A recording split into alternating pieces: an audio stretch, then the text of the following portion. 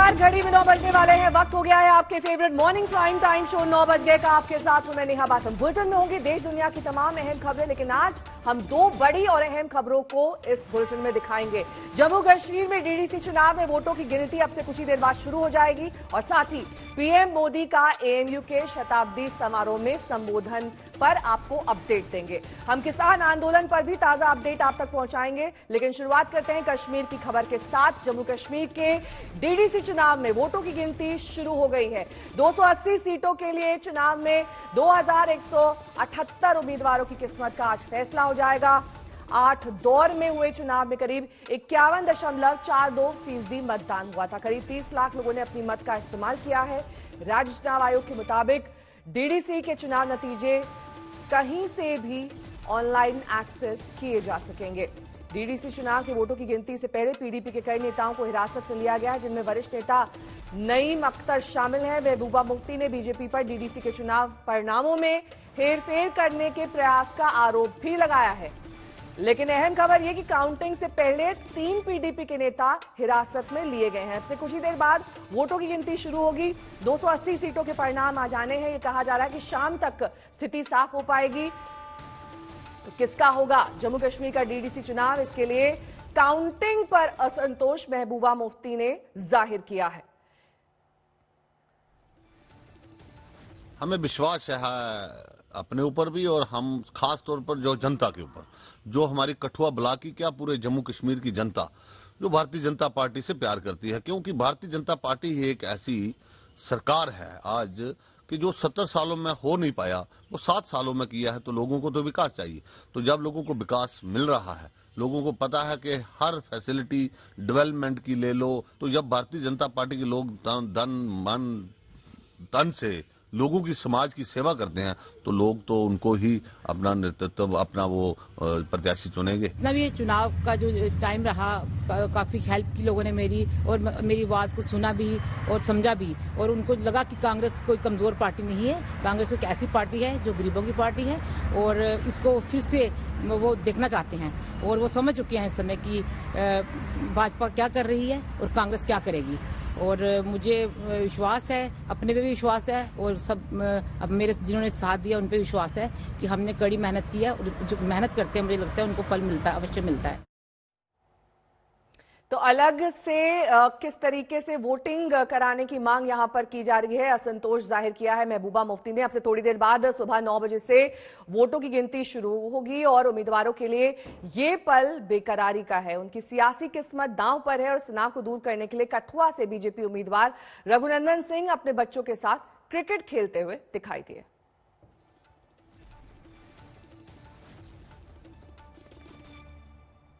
Ballot paper से ये चुनाव कराए गए थे, लेकिन अब उम्मीदवारों को अपने किस्मत के फैसले का इंतजार है। शाम तक स्थिति स्पष्ट हो पाएगी।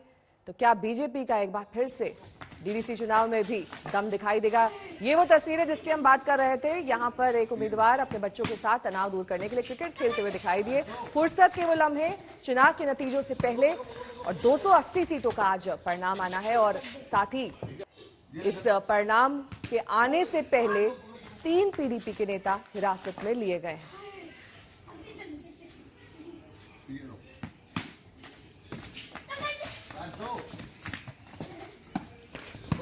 जम्मू कश्मीर के बीजेपी प्रभारी रविंद्र रैना का क्या कुछ कहना है इस चुनाव के नतीजों से पहले, सुनिए।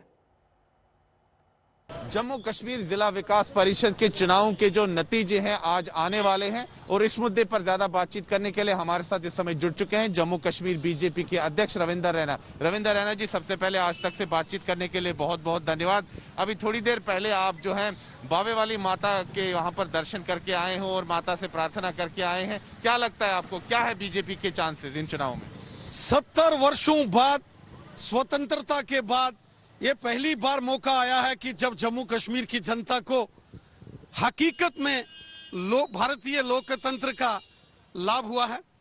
यहाँ कभी भी इससे पहले ना तो पंचायतों को अधिकार दिए गए, ना यहाँ ब्लॉक समितियों के चुनाव हुए, और ना ही यहाँ कभी जिला परिषद के चुनाव हुए। लेकिन हमारे देश के माननीय प्रधानमंत्री नरेंद्र मोदी साहब का ये जम्मू कश्मीर की जनता को बहुत बड़ा उपहार है, जो यहाँ पंचायती राज कानून जो पूरे देश का है वो जम्मू कश्मीर में लागू हुआ है। चुनाव तो समाप्त हो गए, बड़े अच्छे तरीके से हुए, सुचारू रूप से हुए, शांतिपूर्ण ढंग से हुए, लेकिन रविंदर रैना जी अब जो नतीजे हैं क्या होगा बीजेपी का, क्या नर्वसनेस है इस समय? भारतीय जनता पार्टी ने ये चुनाव पूरे दमखम के साथ जम्मू कश्मीर में लड़ा है। एक तरफ गुपकार गठबंधन था जहां 10-10 पार्टियों ने गठबंधन किया था और दूसरी तरफ भारतीय जनता पार्टी थी। भारतीय जनता पार्टी ने पूरी ताकत के साथ ये चुनाव लड़ा है और हमें विश्वास है कि ये चुनाव हम थंपिंग मेजॉरिटी से जीतेंगे।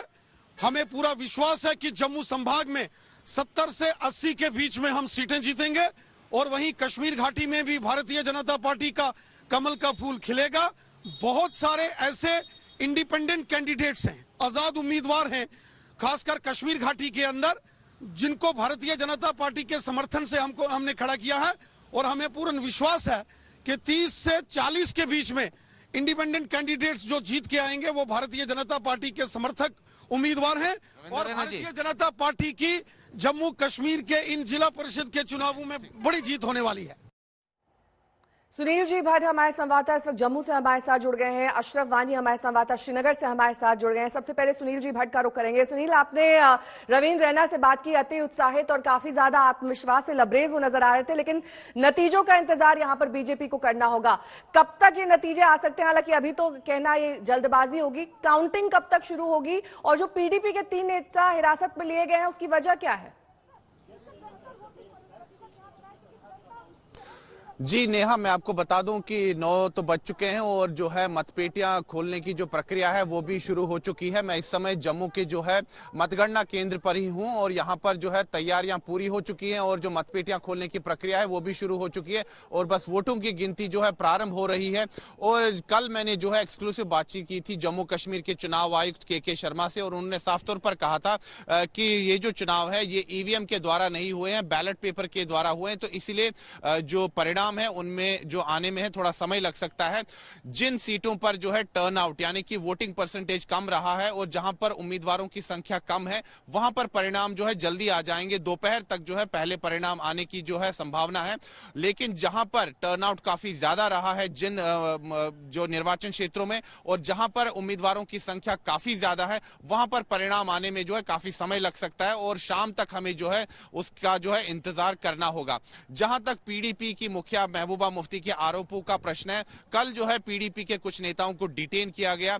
जहां तक प्रशासन का है, प्रशासन का ये कहना है कि ये कुछ पुराने जो केस हैं, मनी लॉन्ड्रिंग के केस हैं और दूसरे केस हैं, उन के सिलसिले में उनको जो है डिटेन किया गया है। लेकिन महबूबा मुफ्ती ने भारतीय जनता पार्टी और मोदी सरकार पर साफ तौर पर यह आरोप लगाया कि बीजेपी जो है इन चुनावों में जो है हेर फेर करने की जो है कवायद कर रही है और इसीलिए पीडीपी के नेताओं को निशाना बनाया जा रहा है, ऐसा महबूबा मुफ्ती का आरोप है। लेकिन भारतीय जनता पार्टी के नेताओं ने साफ तौर पर पीडीपी के मुखिया जो है महबूबा मुफ्ती उसके आरोपों का खंडन किया है और साथ ही में भारतीय जनता पार्टी ने दावा किया है, जैसे कि आपने मेरी एक्सक्लूसिव बातचीत में भी सुना रविंदर रैना के साथ, उन्होंने कहा कि 70 से 80 सीटें जो है वो ये जहां जम्मू में जीतेंगे और कश्मीर घाटी में लगभग 30 के करीब सीटें, ऐसा उनका दावा है। दरअसल ये जो जिला विकास परिषद के चुनाव है इसमें कुल सीटें जो है 280 हैं और हर जिले में 14 सीटें हैं। भारतीय जनता पार्टी जो है 118 सीटों पर है, उन्होंने चुनाव लड़ा जम्मू संभाग में 140 में से और कश्मीर घाटी में 50 सीटों पर भारतीय जनता पार्टी ने अपने उम्मीदवार उतारे। हालांकि बीजेपी ने जो है कुछ जो स्वतंत्र उम्मीदवार है उनको भी अपना समर्थन दिया। तो नेहा, हमें जो आखिरी परिणाम है उनके लिए प्रतीक्षा करनी होगी, शाम तक जो है पूरी तस्वीर साफ होगी। नेहा, शाम तक तस्वीर साफ हो पाएगी। अशरफ वानी हमारे संवाददाता श्रीनगर से हमारे साथ जुड़ गए हैं। अशरफ, वहां पर वोटों की गिनती शुरू हो चुकी है क्या? ये मेरा पहला सवाल। दूसरा सवाल ये कि जिस तरीके से महबूबा मुफ्ती ने परिणाम आने में हेरफेर का आरोप लगाया है, इन दावों में कितना दम है? क्योंकि धारा 370 हटने के बाद जम्मू कश्मीर में ये पहला चुनाव है, ऐसे में वहां पर पूरी तरीके से तैयारी की गई थी जब वोट डाले गए। अब परिणाम जब आने हैं तब किस तरीके की तैयारी है? नेहा, पहले अगर हम बात करें कश्मीर की, क्योंकि जम्मू के साथ साथ कश्मीर में भी मतगणना शुरू हो चुकी है। 9 बजे से ये फैसला लिया गया था प्रशासन की तरफ से, 9 बजे ये मतगणना शुरू होगी। और अभी जो हमारे पास खबरें आ रही है अलग अलग जिला मुख्यालयों से, वहां पर यही खबर आ रही है कि 6 बजे ही जो है वो पूरा स्टाफ, जो काउंटिंग स्टाफ है, वो मतगणना केंद्रों पर पहुंचा था, काउंटिंग सेंटर्स पर पहुंचा था और ये मतगणना का काम 9 बजे ठीक शुरू हुआ है। पेटियां खोली गई हैं और अब इन मतों को मिक्स किया जा रहा है, क्योंकि एक निर्देश दिया गया है जम्मू कश्मीर में चुनाव आयोग की तरफ से कि जो ये साफ नहीं होना चाहिए सिक्रेसी के किस गांव में किस उम्मीदवार को कितने वोट पड़े, तो जो एक हल्का होता है या जो एक पूरी कॉन्स्टिट्यूंसी है डिस्ट्रिक्ट डेवलपमेंट की, उसके वोट मिलाए जाएंगे और उसके बाद फिर उनकी मतगणना शुरू होगी। जहां तक नतीजों की बात है तो कश्मीर में उम्मीद जताई जा रही है कि नतीजे सबसे पहले आएंगे जम्मू के मुकाबले में, क्योंकि कई इलाकों में यहाँ मतदान का प्रतिशत जो था वो बहुत कम था। अगर पुलवामा जिले की बात करें, शोपियां जिले की बात करें, वहां पर कम प्रतिशत में मतदान हुआ, तो जाहिर है कि वहां पर नतीजे सबसे पहले आएंगे। हर जिला मुख्यालय पर जो है ये मतगणना का काम चल रहा है और दोपहर तक हमें अनुमान है कि कुछ नतीजे आएंगे। जहां तक कि ट्रेंड का सवाल है वो भी 10 बजे के आसपास साफ हो जाएगा कश्मीर में क्या है। जहां तक महबूबा मुफ्ती के आरोपों का सवाल है, महबूबा मुफ्ती चुनावों के दौरान भी आरोप लगाती रही प्रशासन पर, सरकार पर, कि उन्हें उस तरीके से कैंपेन नहीं करने दिया गया जिस अंदाज से भारतीय जनता पार्टी खुद करती है। भारतीय जनता पार्टी ने पूरा जोर लगाया था इन चुनावों को जीतने के लिए, न सिर्फ जम्मू में बल्कि कश्मीर में कई केंद्रीय मंत्री और कई जो हैं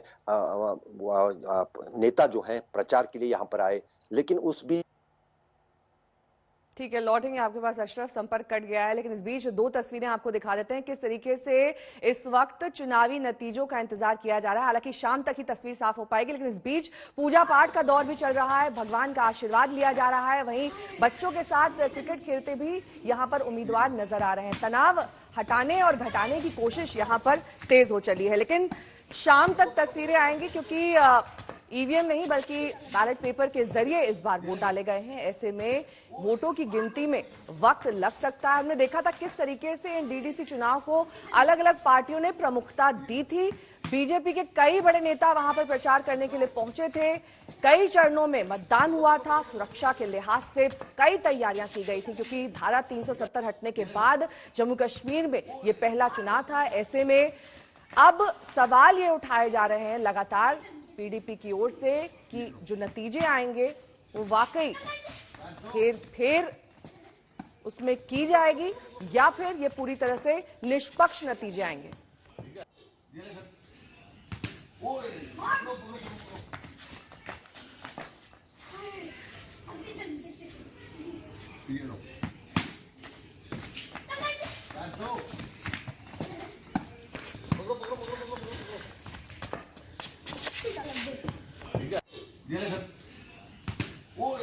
आगे बढ़ेंगे, बात करेंगे अलीगढ़ मुस्लिम यूनिवर्सिटी यानी कि एएमयू आज अपना शताब्दी समारोह मनाना जा रहा है और इसमें प्रधानमंत्री नरेंद्र मोदी बतौर मुख्य अतिथि शामिल होंगे।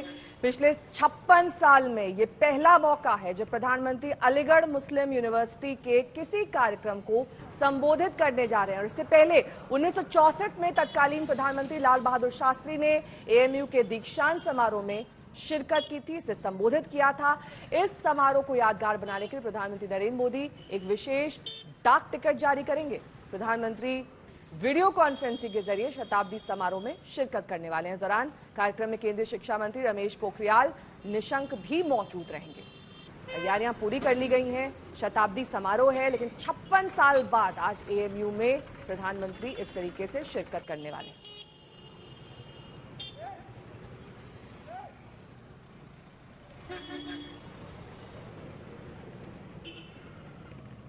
तो मेरे सहयोगी शम्स ताहिर खान सीधे अलीगढ़ से हमारे साथ जुड़ेंगे, लेकिन उससे पहले आपको ये रिपोर्ट दिखा देते हैं किस तरीके से आज के दीक्षांत समारोह और शताब्दी समारोह पर ये रिपोर्ट आधारित है।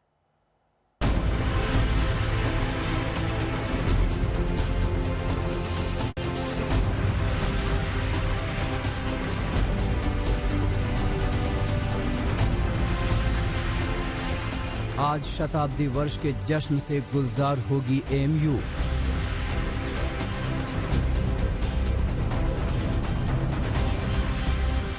पीएम मोदी की तस्वीरों से पटी एएमयू। अलीगढ़ मुस्लिम यूनिवर्सिटी कैंपस में लगी ये तस्वीरें 100 साल पूरे होने पर मनाए जाने वाले जश्न समारोह की हैं। तैयारियां पूरी हो चुकी हैं। इस मौके पर पूरे कैंपस को सजाया गया है और सुरक्षा इंतजामात भी दुरुस्त किए गए हैं। आज समारोह को वर्चुअली संबोधित करेंगे पीएम मोदी। खास डाक टिकट का भी विमोचन करेंगे मोदी। कोरोना काल में हो रहे इस अहम समारोह को पीएम मोदी वर्चुअल तौर पर संबोधित करेंगे। इससे पहले वो इस खास मौके को यादगार बनाने के लिए डाक टिकट भी जारी करेंगे। पूरे परिसर में शताब्दी समारोह और मोदी के बैनर लगाए गए हैं। होर्डिंग्स में प्रधानमंत्री मोदी के साथ साथ केंद्रीय शिक्षा मंत्री रमेश पोखरियाल निशंक की भी तस्वीर लगाई गई है। ये पहला मौका मेरे ख्याल में ऐसा है कि इस तरह से जो अलीगढ़ यूनिवर्सिटी को कहा जाता है मुस्लिम्स की इंटेलेक्चुअल क्रेडल है, इंटेलेक्चुअल कैपिटल है, वहाँ ये प्रधानमंत्री किस तरह से माइनॉरिटीज़ को, ऐसा ज़माना है जब आपको पता है कि जिस तरह की छवि बनी हुई है, किसानों का भी रजिस्ट्रेशन चल रहा है, बहुत से इश्यूज़ हैं, तो वो ये हम लोग बहुत देख रहे हैं प्रधानमंत्री की तरफ कि कैसे हम लोगों जो माइनॉरिटीज़ हैं उसके बारे में उनका क्या संदेश है। हमें उम्मीद है कि इससे बड़ा रीअश्योरेंस होगा और बड़ी रीअश्योरिंग उनकी प्रेजेंस होगी। इस अहम समारोह से पीएम मोदी का नाम जोड़ने के ऐलान के बाद से एक गुट लगातार विवादों को भी हवा दे रहा है। हालांकि अलीगढ़ के पूर्व सांसद का मानना है कि ये वक्त विवादित बयानों से बचने का है और यूनिवर्सिटी के लिए अलग पैकेज की पुरजोर मांग करने का है, ताकि आगे आने वाली पीढ़ियों का भला हो सके। मैं मांग करता हूं प्रधानमंत्री से कि देश की मोहब्बत पैगाम के लिए, एकता की ताकत के लिए यूनिवर्सिटी को 1000 करोड़ का पैकेज अलग से आवंटित करें, जो इनके सेंटरों को उसमें विकास के काम आए। और इन लोगों को सबक लेना चाहिए कि जब देश के प्रधानमंत्री संबोधन कर रहे हैं यूनिवर्सिटी को, तो हमें इस तरीके से बचना चाहिए। चाहे वो जिन्ना की तस्वीर का प्रकरण हो, चाहे वो जिन्ना की तस्वीर को रेल से भेजने का मैटर हो। जिस जगह अहले सियासत ने उगाए थे फसाद, घर से स्कूल को जाने का वही रास्ता था। अलीगढ़ मुस्लिम यूनिवर्सिटी को जाने वाले रास्ते में कई बार नफरत का जहर बोने की कोशिश की गई। एएमयू को कभी आतंक का पनाहगाह बताया गया, कभी हिंदू मुस्लिम के नाम पर झगड़ा हुआ, तो कभी जिन्ना की तस्वीर को लेकर हंगामा खड़ा किया गया। लेकिन अब इसी एएमयू के 100 साल के गौरवशाली इतिहास के मौके पर मुख्य अतिथि यानी चीफ गेस्ट कोई और नहीं बल्कि भारत के प्रधानमंत्री। शम्स ताहिर खान, अलीगढ़, आज तक। शम्स ताहिर खान इस वक्त सीधे अलीगढ़ मुस्लिम यूनिवर्सिटी से हमारे साथ जुड़ गए हैं। शम्स, किस तरीके की तैयारी है? और साथ ही दूसरा सवाल मेरा ये कि मिक्स्ड रिएक्शन है, लेकिन एक बड़ा तबका है जिसने नाराजगी जाहिर की है प्रधानमंत्री के इस तरीके से शिरकत करने को लेकर। जो राहत पैकेज, जो बड़े पैकेज की मांग की जा रही है यूनिवर्सिटी के लिए, क्या उसे भी ध्यान में रखा जाएगा? नेहा, दो चीजें यहाँ पे। एक तो कोरोना काल ने बहुत कुछ बदला है, तो शायद अगर कोरोना ना होता तो प्रधानमंत्री नरेंद्र मोदी इस शताब्दी समारोह में अलीगढ़ मुस्लिम यूनिवर्सिटी में होते। शायद उस वक्त मंजर कुछ और होता, लेकिन चूंकि इस वक्त वीडियो कॉन्फ्रेंसिंग के जरिए वो इस समारोह का हिस्सा बन रहे हैं, तो बहुत कुछ ऐसा होना नहीं है। कुछ लोगों ने, एक गुट ने विरोध किया था, लेकिन मैं अलीगढ़ में हूँ और यहाँ मुस्लिम यूनिवर्सिटी के गेट पे हूँ। जो लोग विरोध कर रहे थे उन्होंने लगभग उन्हें समझाया गया और वो इस वक्त खामोश है। हालांकि उनमें से कुछ का कहना है कि प्रधानमंत्री जब संबोधन करेंगे उसके बाद अगर कुछ वो पैकेज एएमयू के नाम पे नहीं देते हैं, इस तरह की चीजें नहीं करते, तो शायद वो सोशल मीडिया पर जाकर विरोध करेंगे। लेकिन अभी तक विरोध के कोई सुर सुनाई नहीं दे रहे। लेकिन एक अहम चीज ये है कि अलीगढ़ मुस्लिम यूनिवर्सिटी का चेहरा हाल के सालों में जिस तरीके से लोगों के सामने पेश किया गया, उसके बाद प्रधानमंत्री का इस समारोह में चीफ गेस्ट बनना उन लोगों को एक तरह से एक जवाब है, एक नजरिया बदलने की चीज है। और शायद एएमयू के जो स्टाफ हैं या एएमयू से जुड़े हुए लोग हैं, उनका मानना है कि प्रधानमंत्री नरेंद्र मोदी के मुख्य अतिथि बनने के बाद एएमयू को लेकर जो एक सोच है, जो एक दूसरे नजर से लोग, बहुत सारे लोग देखते हैं, वो बदलेगा और उसका भला होगा एएमयू के लिए। देखने की बात यह होगी कि प्रधानमंत्री इस मौके पर क्या कुछ खास पैकेज का अनाउंसमेंट करते हैं, क्योंकि सारी नजर उसी के ऊपर है और लगता है कि वो कुछ ना कुछ ऐसा करेंगे जिससे एएमयू के लोगों को भी खुशी होगी। और सबसे बड़ी बात यही है, जो मैंने कहा नजरिया बदलने की बात, कि प्रधानमंत्री के इस समारोह के मुख्य अतिथि बनने के बाद बहुत सारे लोग, खासतौर पर जो एएमयू के, कल बहुत सारे लोगों से बात हुई जो यहाँ पे यूपी की अगर हम बात करें या लोकल बीजेपी नेता की बात करें, उन लोगों को की भी नजरिया बदलने की बात की जा रही है। तो एक अच्छी पहल, एक अच्छी शुरुआत है कम से कम इस 100 साल पूरे होने पर। और मुझे लगता है आने वाले वक्त में अलीगढ़ मुस्लिम यूनिवर्सिटी का जो चेहरा है वो भी बहुत कुछ बदलेगा आज के बाद। राम मंदिर के चंदे पर राजनीति की नई दस्तक हुई है। अपने हिंदुत्व को बड़ा दिखाने, दूसरे का हिंदुत्व राजनीतिक बताने का आमना सामना हो रहा है। मुद्दा राम मंदिर निर्माण का खत्म हुआ तो दंगल राम मंदिर के लिए घर घर चंदा जाकर लेने पर शुरू हो गया।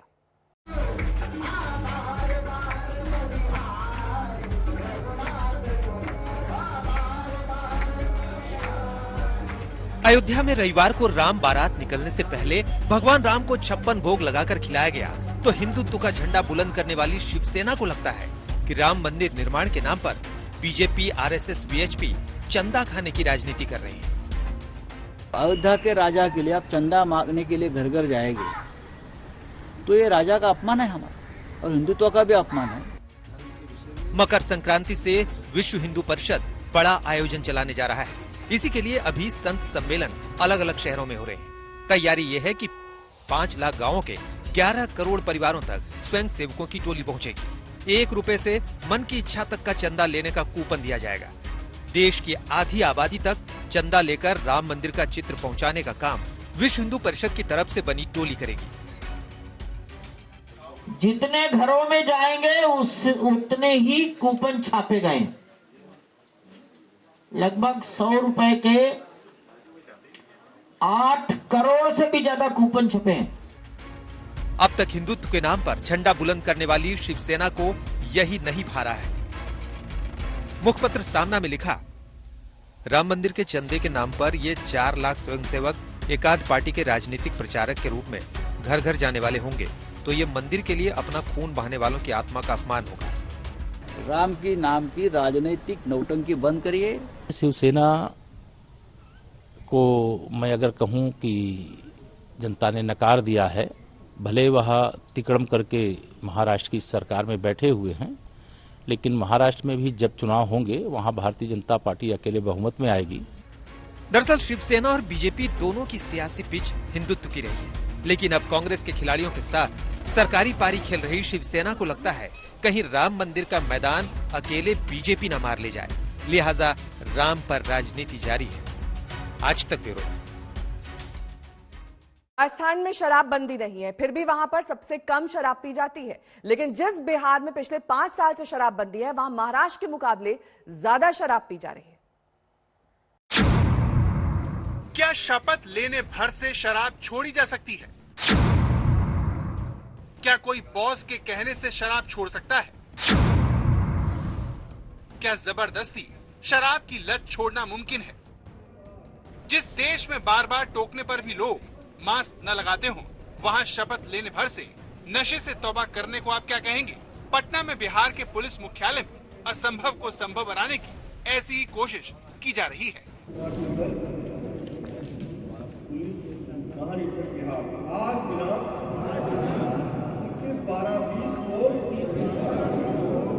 सरदार पटेल भवन के प्रांगण में सत्यनिष्ठा के साथ यह शपथ लेता हूँ कि मैं आजीवन शराब का सेवन नहीं करूंगा।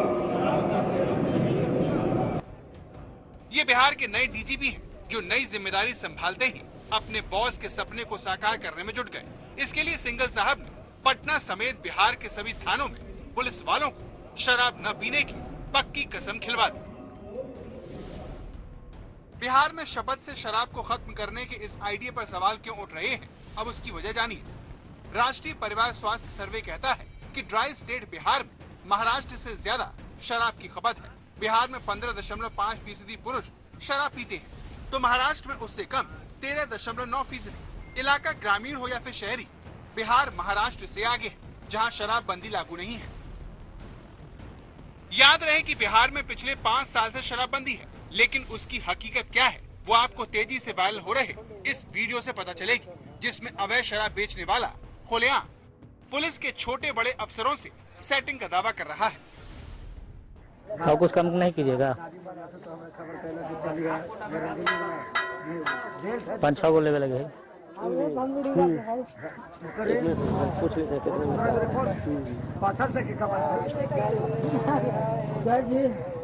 वही बात है, बड़ी दूरी पड़ता है। बैठ के पीने होने का व्यवस्था, दुकानें खोल देंगे, पुलिस नहीं ना, कोई दिक्कत नहीं है। मेरा बड़ा छोटा सब हमारे पास आता है। बनाए व्यवहार से बेचारे।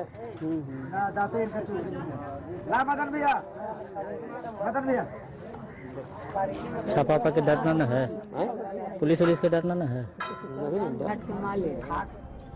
ये वीडियो कब का है, कहां का है, इसकी जांच की जा रही है। लेकिन जिस अकड़ के साथ बिहार में शराब बेची जा रही है वो शराबबंदी के कानून को लागू करने के तौर तरीकों पर ही सवाल उठाने के लिए काफी है। नीतीश कुमार की तमाम कोशिशों के बावजूद बिहार में सड़क किनारे इस तरह के ठेके खुले हुए हैं। इंग्लिश है कि इंग्लिश है क्या रुपया? 350 रुपया हाफ। कौन सा?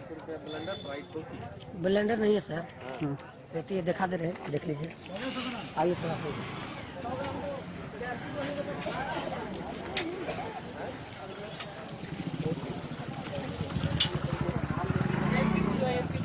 MP ब्लू कहाँ रखे हैं? अच्छा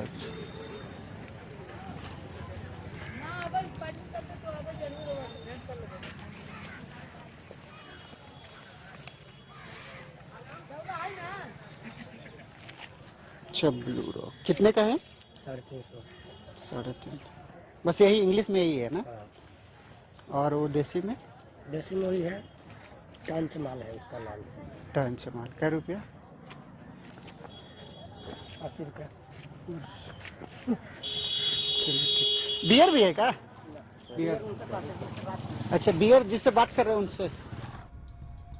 वायरल वीडियो बता रहा है कि बिहार में शराबबंदी के बावजूद नशा किया जा सकता है। ये फैसला कहीं न कहीं पुलिस महकमे में भ्रष्टाचार की लत को ही बढ़ावा दे रहा है, जिससे इस दर्द को शायद खत्म किया जा सकता है। सुजीत कुमार झा, पटना, आज तक। की बड़ी खबर आपको दे दें जो गुजरात के गांधीनगर से आ रही है, जहां कलोन इलाके में ओएनजीसी की पाइपलाइन में जोरदार धमाका हुआ है। धमाके के चलते 2 मकान धराशायी बताए जा रहे हैं और इस हादसे में 2 लोग जख्मी हुए हैं। हादसा आपसे कुछ देर पहले हुआ। इस हादसे में 2 लोग जख्मी बताए जा रहे हैं। 2 मकान पूरी तरीके से ध्वस्त हो गए हैं। ये गांधीनगर की तस्वीर आपके सामने है, जहां पर ओएनजीसी की पाइपलाइन में जोरदार धमाका होने के बाद ये दर्दनाक हादसा हुआ है।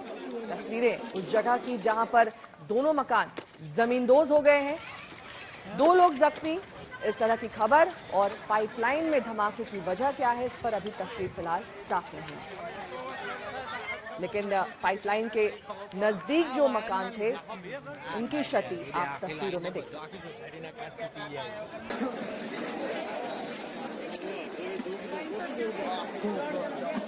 यमुना एक्सप्रेसवे पर आज भीषण हादसे की खबर आ रही है। हादसे में 5 लोगों के जिंदा जलने की खबर है। बताया जा रहा है कि कार और कंटेनर की आपस में आमने सामने टक्कर हुई। नागालैंड नंबर का एक कंटेनर गलत दिशा यानी कि रॉन्ग साइड से आ रहा था।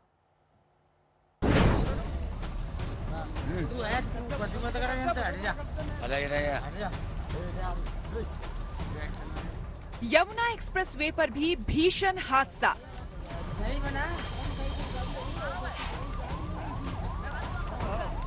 कार में जिंदा जल गई 5 जिंदगी।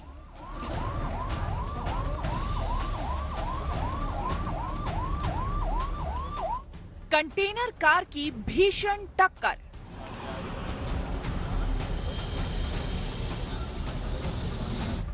ये तस्वीर आपको विचलित कर सकती है। आगरा के पास यमुना एक्सप्रेसवे पर एक कार धू धू कर जल रही है, लेकिन ये सिर्फ कार नहीं जल रही, बल्कि उसके भीतर 5 जिंदगियां भी बेबस जल रही है।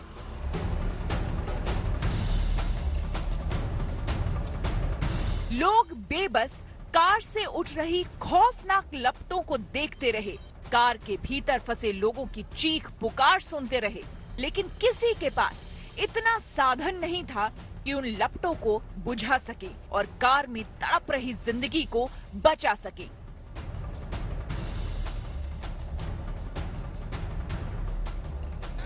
ये हादसा आज सुबह सुबह हुआ है। बताया जाता है कि यमुना एक्सप्रेसवे पर एक कंटेनर गलत दिशा से आ रहा था। कंटेनर नागालैंड नंबर का था। उसी कंटेनर से कार की सीधी टक्कर हो गई। टक्कर इतनी भीषण थी कि कार में आग लग गई। इस आग को कंटेनर के फटे टैंकर से छलके तेल ने और भीषण कर दिया। गाड़ी में टक्कर हो गई, जिसमें फ्यूल टैंक कंटेनर का फट गया और स्विफ्ट डिजायर गाड़ी में आग लग गई। पुलिस को सूचना मिली, मौके पर पुलिस आई और रेस्क्यू ऑपरेशन करते हुए आग को बुझाया गया। लेकिन जब गाड़ी में स्विफ्ट डिजायर में जो सवार 5 व्यक्ति थे उनकी जल करके मौत हो गई है और उनके बॉडी को भिजवा दिया गया है मॉर्चरी पे। बाकी आवश्यक कार्रवाई की जाएगी। कार पर लखनऊ का नंबर था और कार दिल्ली की तरफ आ रही थी, लेकिन मुकाम पर पहुंचने से पहले ही उनकी दर्दनाक मौत हो गई। गाँव के रहने वाले हैं सर, 5 लोग थे उसमें। मॉर्निंग 4:30 के आसपास पीछे से आके उन्होंने उसको बंद किया कंटेनर में। गाड़ी लॉक में गाड़ी संभवतः 5 लोग हैं जो मौके पर पहुँचे। बाकी अभी वहाँ पता कराया जा रहा है उनके नियर एंड डियर को।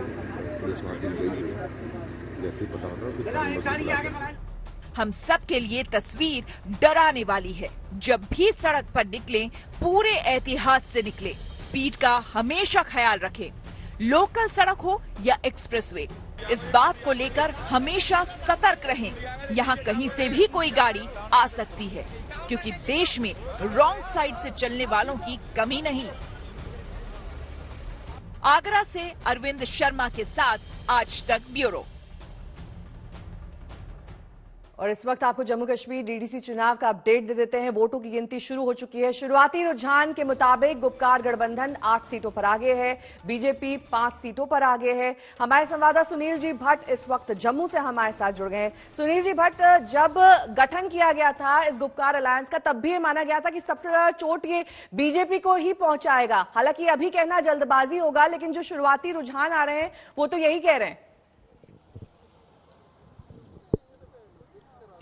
जी बिल्कुल नेहा, जो कश्मीर घाटी की राजनीतिक पार्टियां हैं, चाहे नेशनल कॉन्फ्रेंस हो, पीडीपी हो, पीपल्स कॉन्फ्रेंस हो, उनकी जो मुख्य मंशा थी एक साथ आने की, वो यही थी कि भारतीय जनता पार्टी को जो है कड़ी चुनौती दी जाए। यहाँ पर जो ये गठबंधन बना उसका पहला जो कारण था वो ये था कि अनुच्छेद 370 और 35A को लेकर इन पार्टियों ने एजेंडा बनाया कि ये उसकी बहाली के लिए काम करेंगी। लेकिन उसके तुरंत बाद जो है अचानक से जो है जिला विकास परिषद के चुनावों की जो है घोषणा हुई और उसके बाद जो है गुपकार गठबंधन के नेताओं ने बैठकों का दौर किया और उसके बाद उन्होंने ये फैसला किया कि वो भी इन चुनावों में जो है भाग लेंगे। और मंशा यही थी कि बीजेपी को किसी भी तरह केक वॉक यहां पर जो है नहीं दिया जाए, क्योंकि वॉकओवर नहीं देना चाहती थी गुपकार गठबंधन की जो है पार्टियां। तो इसीलिए उन्होंने फैसला किया कि इन चुनावों में भाग लिया जाए। और गुपकार गठबंधन के नेताओं ने कहा कि भारतीय जनता पार्टी को लगता था कि वो इन चुनावों को बहिष्कार करेंगे और भारतीय जनता पार्टी को जो है वॉकओवर मिल जाएगा। तो भारतीय जनता पार्टी को चुनौती देने के लिए जो है गुपकार गठबंधन चुनावों में जो है उन्होंने भाग लेने का फैसला किया। और कश्मीर घाटी में नजर बनाए रखिए, क्योंकि काउंटिंग शुरू हो चुकी है। आप ऐसे ही काउंटिंग सेंटर के बाहर मौजूद हैं। लगातार अपडेट्स आपको हम दिखाते रहेंगे। कोरोना ने पूरी दुनिया में लोगों को तोड़ा, तो बहुत ऐसे भी हैं जिन्होंने इस महामारी में गजब का हौसला दिखाया है। आज हम आपको पटना में महामारी से लड़ने वाले एक महामानव से मिलवाएंगे। कोरोना काल में बिहार के एक व्यक्ति जिन्हें ऑक्सीजन मैन भी कहा जाता है, उन्होंने 800 से ज्यादा मरीजों की जान बचाई है।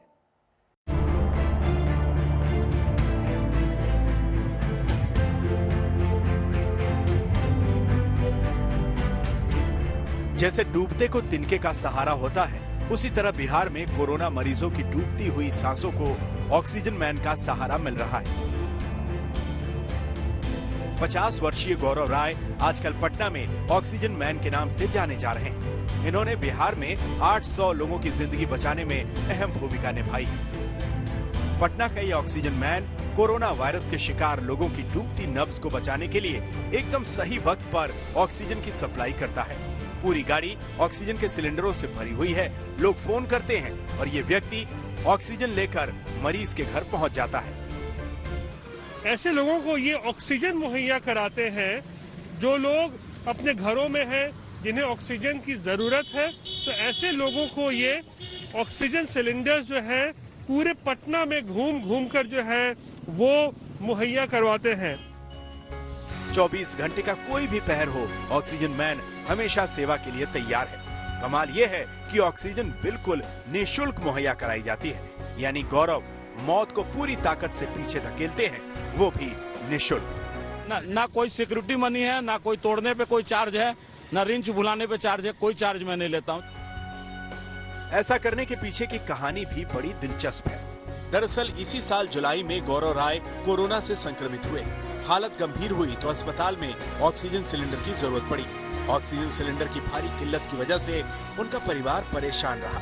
किस्मत अच्छी थी कि गौरव ठीक हो गए और ठीक होने के बाद उन्होंने ये तय किया कि जहां तक संभव होगा दूसरे मरीजों को जीवन देने वाली ऑक्सीजन की कमी नहीं होने देंगे। हमको करीब 6 के स्पीड पे करीब 4 घंटा 5 घंटा हमको ऑक्सीजन लगा, तब हम जाकर रिवाइव किए, क्योंकि कोरोना ने मेरे गला में ही प्रॉब्लम किया था और मेरे पेट को डिस्टर्ब किया था। तो उसी समय इस सिलेंडर को देख के हमको लगा कि काला रंग का सिलेंडर कितने काम का है। पिछले 5 महीनों में गौरव राय ने 800 से ज्यादा लोगों की जान बचाई है। मुसीबत के वक्त मदद के लिए लोग हमेशा याद रखे जाते हैं। गौरव ने तमाम लोगों और परिवारों के जीवन पर अपने व्यक्तित्व की कभी न मिटने वाली छाप छोड़ी है। ऐसे लोगों की जरूरत है हमें, ऐसे लोग जो सोसाइटी का हेल्प करे, जो लोगों का सोचे, बहुत अच्छा लगता है। तो हम लोग अंकल को थैंक यू बोलना चाहते हैं। उन्होंने दिया, मैंने गौरव सर को रात के करीब 1:15 बजे फोन किया, उन्होंने एक बार में ही मेरा फोन उठा लिया। उन्होंने बोला कि आपको अगर ज़रूरत है तो मैं तुरंत दे सकता हूँ उसको। उन्होंने उसी समय अपना पता बताया। नेक काम करने वालों को मददगार भी मिल ही जाते हैं। गौरव के काम से प्रभावित होकर ऑक्सीजन सिलेंडर रिफिल करने वालों ने 300 की जगह सिर्फ 100 रुपए में ही सिलेंडर रिफिल करना। महाराष्ट्र में कोरोना को देखते हुए क्रिसमस और नए साल के जश्न पर सख्ती कर दी गई है। शहरी इलाकों में आज रात से कर्फ्यू लागू हो जाएगा। महाराष्ट्र सरकार को अंदेशा है कि क्रिसमस, न्यू ईयर जैसे त्योहारों पर कोरोना संक्रमण का खतरा बढ़ सकता है। इसी वजह से एहतियाती कदम उठाते हुए कल से महाराष्ट्र के नगर निगमों में नाइट कर्फ्यू का ऐलान किया गया है। उद्धव ठाकरे सरकार के नए आदेश के मुताबिक नाइट कर्फ्यू रात 11 बजे से सुबह 6 बजे तक रहेगा। ये जनवरी 2021 तक चलेगा। पब और रेस्टोरेंट रात 11 बजे तक खुलेंगे। 23 दिसंबर से 5 जनवरी तक रात को 11 से लेकर सुबह 6 बजे तक नाइट कर्फ्यू लगाया जाएगा, जिसके कारण ये जो एक पॉसिबिलिटी है वो ना हो पाए। रात को 11 बजे से लेकर सुबह 6 बजे तक 7 घंटे जो शादियां डिले होके रात को 12 बजे चलती हैं, या रेस्टोरेंट्स हैं, या क्लब्स हैं, या पब्स हैं, या नाइट क्लब्स हैं, जहां पे गर्दी होती है। अगर एक नाइट क्लब में अगर 1000-2000 लोग आते हैं, अगर ऐसे 50 चल रहे हैं तो 1 लाख लोग आ जाएंगे। तो वो एक प्रिकॉशन के नाते ये स्टेप लिया जा रहा है, बिकॉज ये कोई नॉर्मल न्यू ईयर नहीं है, हम इसको नॉर्मल तरीके से सेलिब्रेट नहीं कर सकते। नाइट कर्फ्यू के दौरान 5 से अधिक लोगों को इकट्ठा नहीं होने दिया जाएगा। सार्वजनिक परिवहन इस दौरान खुले रहेंगे। रात में इसका उपयोग करने से लोगों को रोका नहीं जाएगा। बीएमसी कमिश्नर ने लोगों से अपील की है कि इस बार घर में रहकर ही नया साल मनाएं। जो लोग और प्रतिष्ठान नाइट कर्फ्यू का उल्लंघन करेंगे, उन पर पुलिस और बीएमसी केस दर्ज करेगी। ठाकरे सरकार ने एक और बड़ा फैसला लिया है। अब यूरोपीय देशों और मिडिल ईस्ट के देशों से आने वाले यात्रियों को कल से अनिवार्य इंस्टीट्यूशनल क्वारंटीन से गुजरना होगा। यानी एक तय अवधि तक उन सभी यात्रियों को सरकारी व्यवस्था की देखरेख में रहना होगा। उसके बाद वो अपने घर जा सकेंगे। कि इनको सब लोगों में किसी भी एक पैसेंजर के अंदर कोई ये वायरस ना हो। जो नया प्रकार का एक वायरस कोविड का पाया गया है इंग्लैंड में, गलती से वो वायरस उनके वो साथ लेके ना आए और गलती से वो फैला ना दें यहाँ पे। इसलिए इन सभी लोगों को विदाउट एक्सेप्शन सभी लोगों को इंस्टीट्यूशनल क्वारंटाइन किया जाएगा होटल में। बीएमसी ने कल यूके से मुंबई पहुंचने वाली 5 उड़ानों के यात्रियों के लिए 2000 कमरों की व्यवस्था की है। 1000 कमरे ताज, ट्राइडेंट और मैरियट जैसे 4 और 5 सितारा होटलों में है। बाकी 1000 कमरों की व्यवस्था बजट होटलों में की गई है। जो हमें 1000 पैसेंजर्स के लिए हमने ऑलरेडी 2000 होटल रूम्स की व्यवस्था कर ली है। होटल वाइज हमारे पास डेटा आ गया है और बीएसटी की बसेस उनको ट्रांसपोर्टेशन करेंगे इन लोगों का। ये 5 उड़ानें आज रात और कल के बीच यूके से आएंगी। कोरोना के लक्षणों वाले यात्रियों को 7 हिल्स हॉस्पिटल में ले जाया जाएगा और जिन लोगों में लक्षण नहीं है उन्हें इंस्टीट्यूशनल क्वारंटीन में रखा जाएगा। मुंबई में यूके के अलावा दूसरे देशों से आने वाले लोगों को अभी कोरोना टेस्ट होगा। मुस्तफा शेख के साथ विद्या, मुंबई, आज तक।